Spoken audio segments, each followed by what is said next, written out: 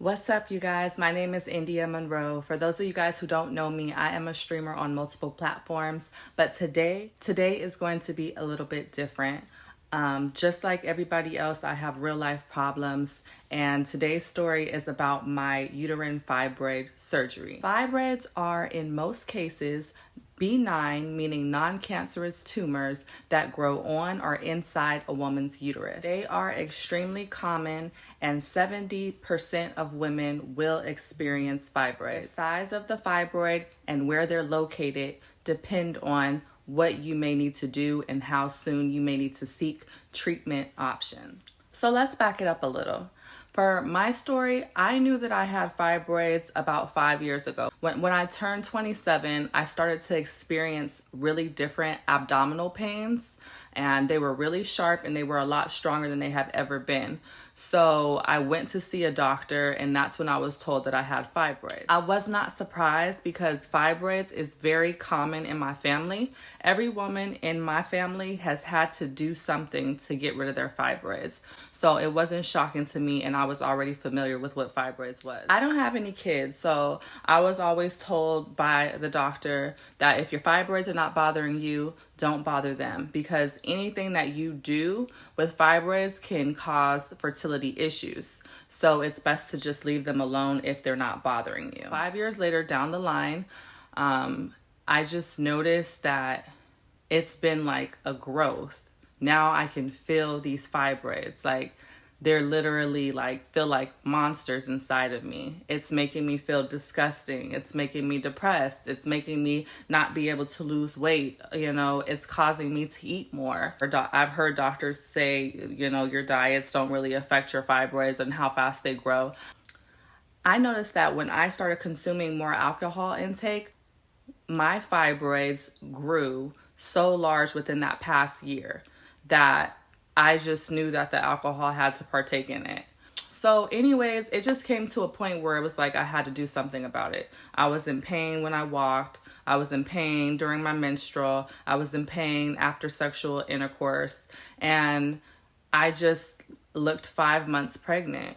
Like, if I didn't wear things that complimented me or suck in my stomach as much as I could, I would look pregnant. And so it just was unbearable. At this point, my fibroids are so large that even if I was to get pregnant, it could cause me a miscarriage.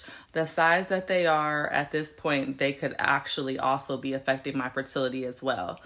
As I mentioned before, I was already familiar with fibroids because of my family history. So when I sought out for a doctor, I already knew what I had in mind.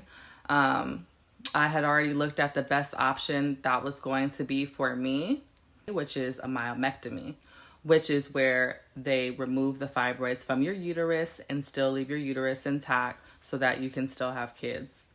I found my doctor, John A. Whitfield, in Fort Worth, Texas.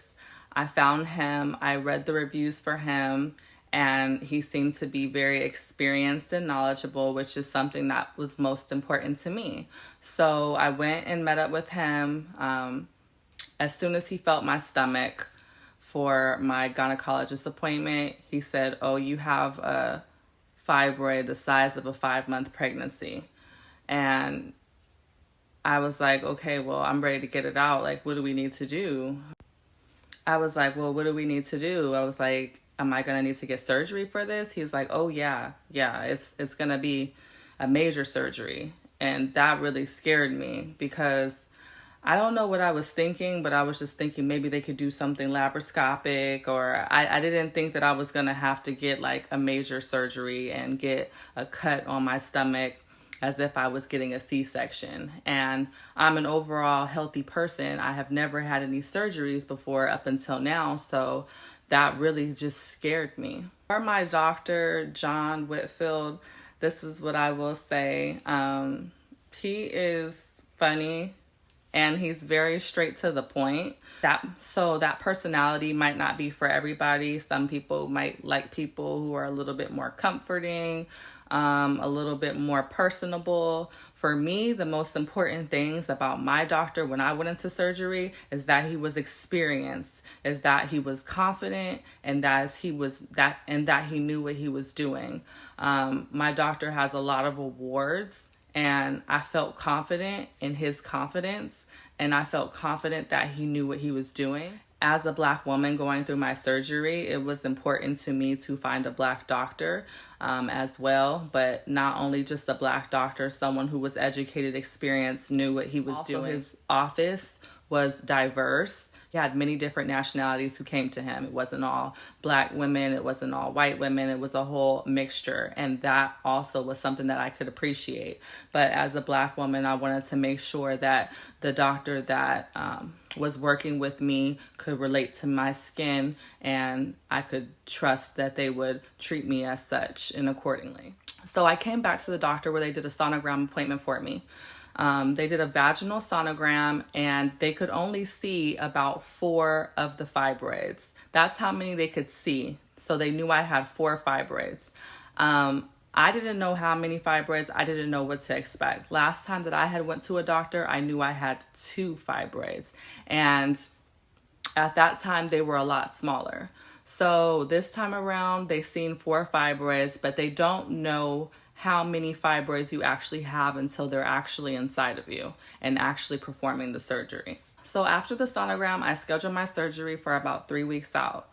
All right, like I told you guys, never had a surgery before. I just want to say to anybody who's in that situation, who's dealing with a lot of anxiety like I was and nervousness, I think that the anticipation for the surgery was the worst than the actual surgery. I was so stressed about it. I was so nervous about it. Overall healthy person. And you have obviously came to this point for a reason. These fibroids are causing you pain, or they are making your appearance not look so appealing anymore. They're depressing you. They're having a hold over your life. My recommendation to you is do not let anybody make a decision for you. Do your own research. Be an advocate for your own health. Look at all your options, study those options, and see which one is best suitable for you.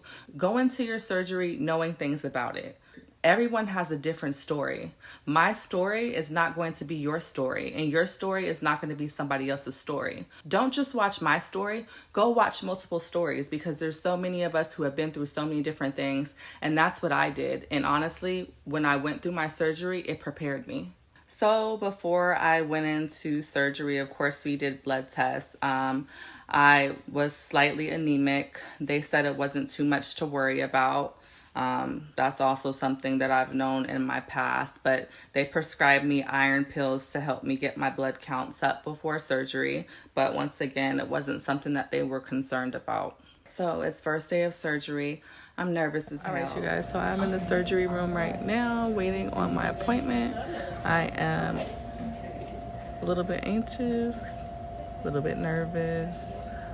So we have about an hour and a half. I get dressed into my hospital gown, and they put the IV in me, and they roll me downstairs to the floor where I'm going to be getting my surgery. After the anesthesiologist asks me a ton of questions, him and one of the nurses or one of the people who help with the surgeries roll me back to this room, and I just feel myself feeling drowsy, like as they're kind of like rolling me back to the room. By the time we finally get to the room, like I just feel like really funny, like I'm laughing. I don't even remember what I said. I just started laughing at them, and they were laughing back, and I'm like, I was just laughing. Next thing I know, I woke up and surgery was done. Again, for those of you guys who have really strong anxiety and is really scared about the whole surgery process, the most stressful thing is working yourself up, giving yourself that anxiety for something that you're not even going to have a clue and know what happens. The hardest thing is just getting yourself there into that surgery room. That's it. And they're going to do the rest. Whatever your thing is, meditate, have faith, pray. Spend time with your family, and understand that the benefits are going to outweigh the cons. At least for me, they did. So I wake up, and the next thing I know, I'm back where I started from. There was one nurse in front of me. I don't know if that's the nurse that put the catheter in front of me. I didn't spend very long with her at all. They ended up rolling me upstairs to where I would spend my next couple nights in the surgery room. My family came, and a little bit later, the doctor showed up, told me that surgery went well, and I lost the average amount of blood. My doctor told me that everything was a success and that I could start having kids if I wanted to in 3 months. 3 months, y'all. I told y'all, my doctor, he did his thing. I'm super grateful for him. Like I said, I don't really care about all the small talk. Just take care of me, get this right, and I'm happy. You know, just be a perfectionist in your craft. Take pride in your craft, and I'm happy. Showed me the pictures, and this is what came out of me. I know, that shit is crazy, right? That's 12 fibroids that came out of me. The doctor said that there was 12 fibroids. Yeah. There's no way someone should be walking around with all of that inside of you. Girl, we got to do something about that. And here is the scar. So again, I'm only been out of surgery for about 7 days.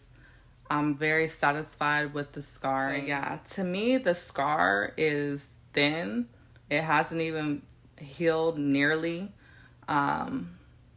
And it's so low, like it's hard for me to even show you guys the picture because it's so low, like I can't even see it, like when I stand up. This is day 1 of surgery, you guys. I'm not experiencing any pain. I'm not experiencing any pain. It's more of just a discomfort. I have a catheter in me so that I don't have to get out of bed to go pee. The urine just comes out. I got out of surgery. I've been out of surgery for over 5 hours now.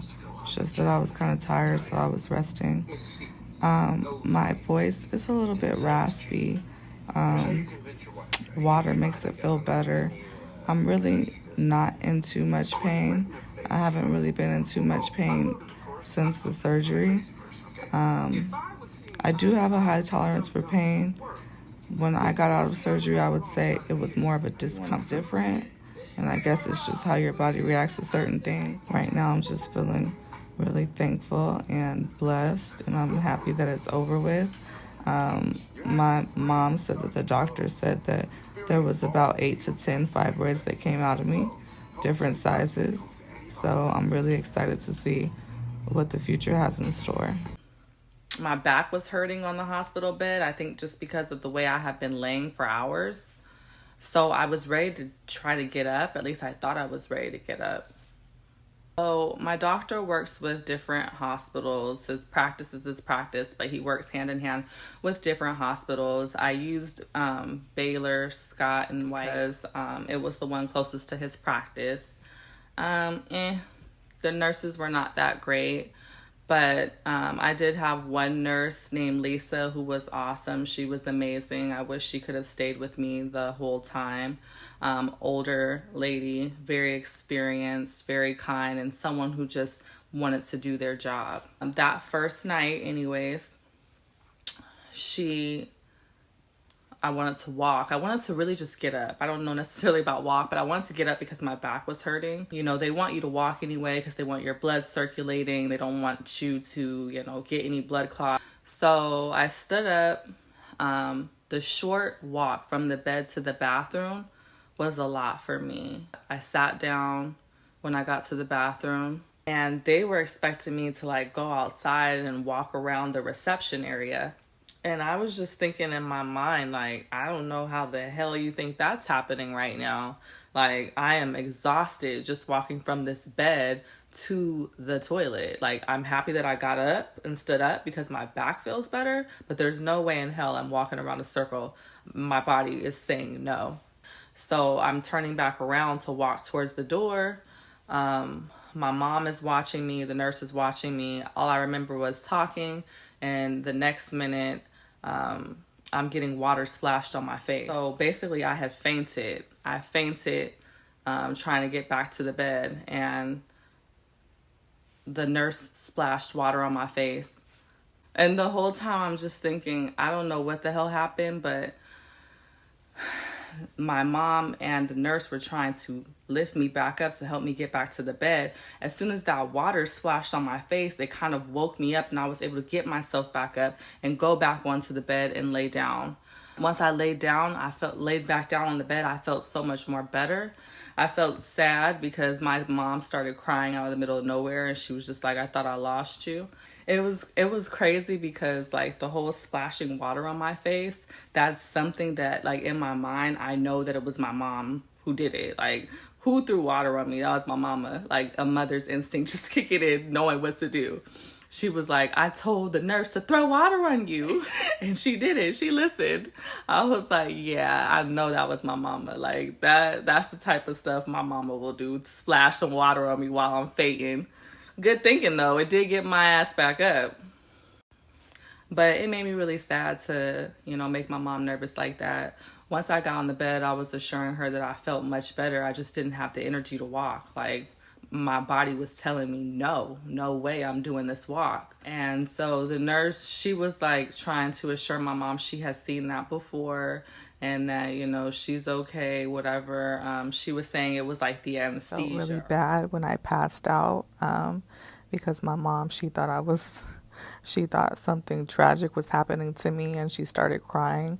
So that got really emotional. But I told, the nurse that it was just because the anesthesia hadn't wore off. But it got really emotional because, my mom seeing me fall to the ground like that, she just burst into tears, and it made me cry. But I knew that it was just because of me being exhausted and that there was nothing wrong with me. Later on, though, during the next day, we find out that I have low blood levels. So we'll get to that, but I'm assuming that's what made me pass out, my low blood levels and no energy to walk. I had extremely low blood levels. My doctor, he came and checked up on me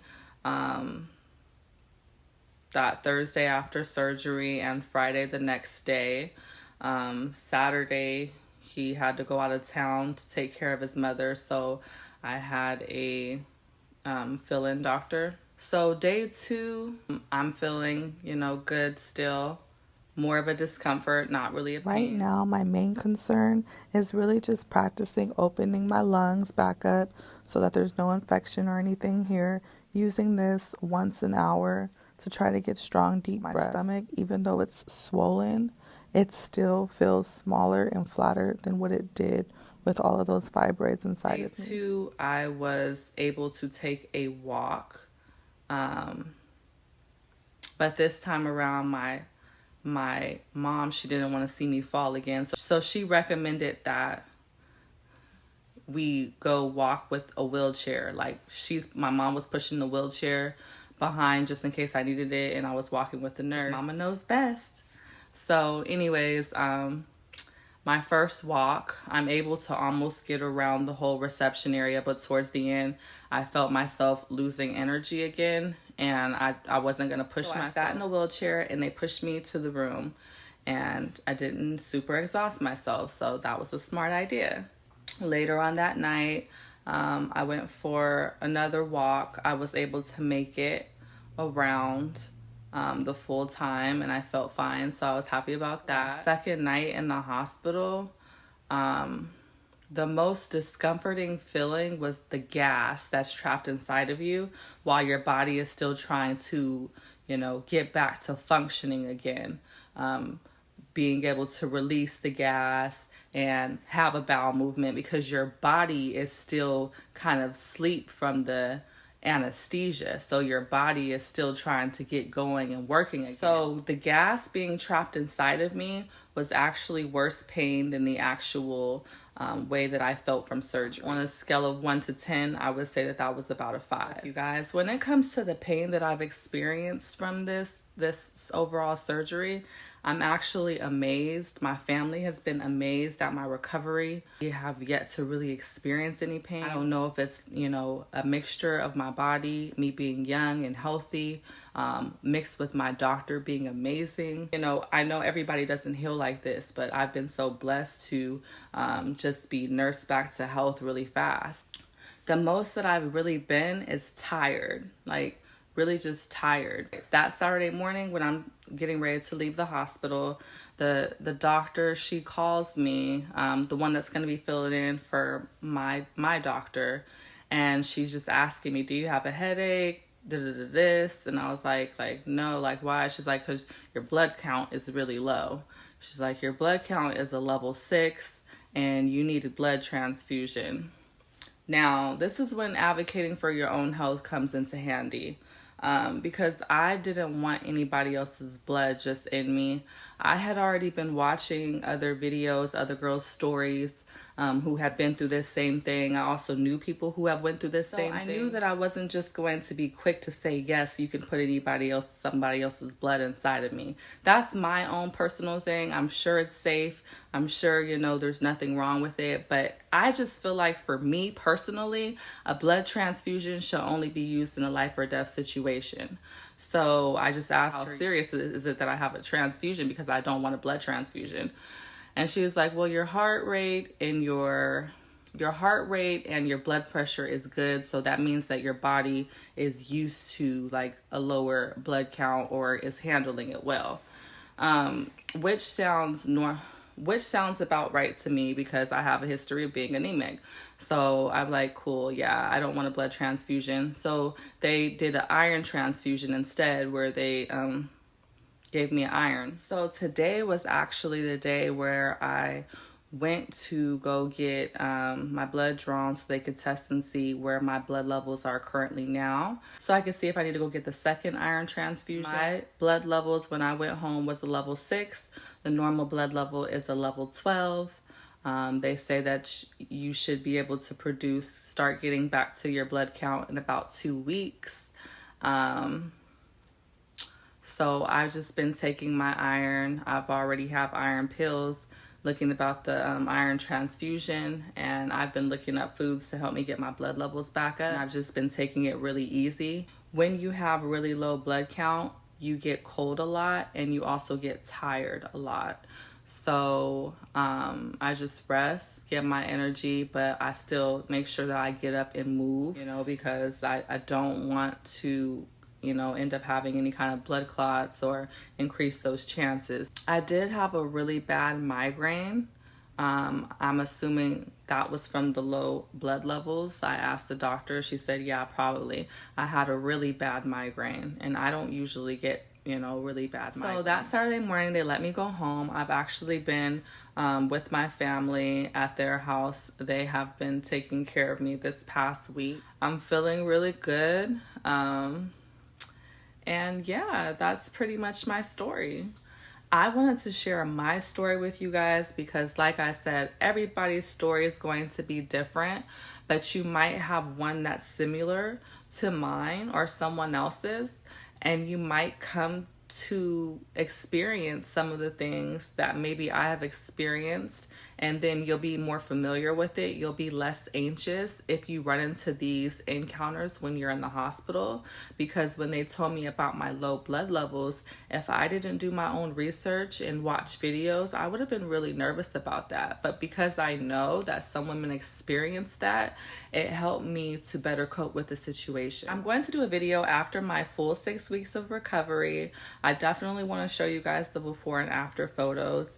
I can tell you guys this, as soon as those things came out, my stomach felt so much lighter. Even with my stomach being swollen, my stomach still went down so much. Like, I can't even wait to see what it looks like after the full 6 weeks. Me personally, with my fibroids, I wanted to eat all the time. I was having like cravings. Like, even after I would eat like full course meals, I would still be hungry like 10 minutes later. And then I would be ready for dessert. I'm not even eating nearly nearly as much. Those options that I've been choosing to eat have been healthier because I'm ready to get my body back on track, because I'm so excited to have these things out of my body. I feel like I can actually start training my waist again and getting my waist smaller. Now that those are not in there, I don't have anything holding me back. So you guys are going to be amazed when you guys see these before and after pictures in the full 6 weeks. You guys make sure that you guys stay tuned and make sure that you hit that subscribe button so that you can see what's going on. I'm already just so much more happier. I feel like I don't have this thing taking over my life. Like, I'm just so much more happier to see what the future is going to bring me. One thing I want people to understand is that a myomectomy is a very common surgery, but it is also a major surgery, and it requires 6 weeks recovery. So the fact that I'm recovering as fast as I am, it's just like, it's the greatest. I know that most of the women that are watching this are probably going through the same thing. So I just want to wish you the best of luck with your surgery and your endeavors. I just want to remind you again to do all your own research. Make sure that you're confident and you're comfortable in your doctor. And just, you know, if you're getting ready to head into surgery, don't stress about it. Look at it as opening up a new chapter. Get excited about it for what the future is going to bring for you. Good luck to you. Fast, safe recovery. And I'm looking forward to seeing your guys' stories. Don't forget or underestimate the power of natural air and sunlight. Sunlight gives you energy, so don't forget to just go outside, breathe, and let that sunlight hit you while you're recovering. It really does a lot for you. Don't coop yourself up in the house 24/7. Make sure that you're getting some fresh air. I want to say thank you to everyone who sent me something in the hospital, to everyone who reached out to me while I was in the hospital, asked me if I needed anything, checked to make sure I was okay, how I was feeling. Your concerns and everything did not go unnoticed. It feels really good to be loved, and the experience that I had was such a good one. So I just appreciate all of you guys so much. Once again, be on the lookout for my next part 2 video.